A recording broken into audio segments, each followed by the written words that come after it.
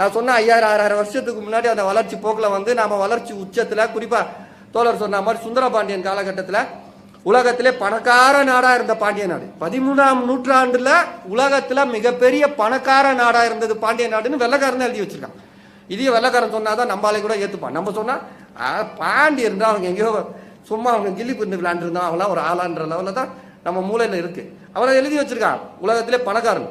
14ஆம் நூற்றாண்டுல உலகத்திலே பணக்காரன் இருந்த ஒரு இவர்கள் சொல்ற மாதிரி இன்னைக்கு ஜாதி வெறியில இருந்தா அப்புறம் அன்னைக்கு தான் நமக்கு ஜாதி சண்டை போறதுக்கே நேரம் கரெக்டா இருந்திருக்குமே.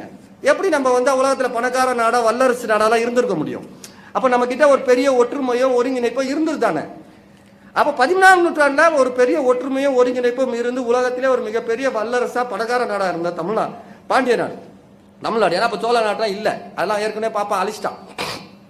பாப்பான தெலுங்குன்னு சேர்ந்து அழிச்சிருக்கான். அதுவே இப்பதான் நமக்கு தெரியுது. அழிச்சிருக்கான்.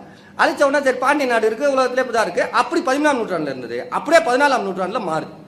என்னடா மாறுதுன்னு பார்த்தா அப்பதான் தோழர் சொன்னா மாளிகாப்பூர் படையெடுப்பு வருது. மாளிகாப்பூர் படையெடுத்து அடிச்சு விரட்டுறாங்க இவங்க. திருப்பியும் விரட்டின உடனே விஜயநகர அரசுன்னு ஒருத்தன் வரான். வர்றவன் யாரான்னு பார்த்தீங்கன்னா அவன் தான் வந்து தமிழ்நாட்டை கூறு போட்டு அவர் சொன்னார் 150 ஆண்டுகளா தஞ்சாவூர்ல தெலுங்கு மொழி இருந்தது, ஆட்சி மொழி இருந்தது, அதெல்லாம் சொன்னார் தோழர். 150 வருஷமா இன்னைக்கு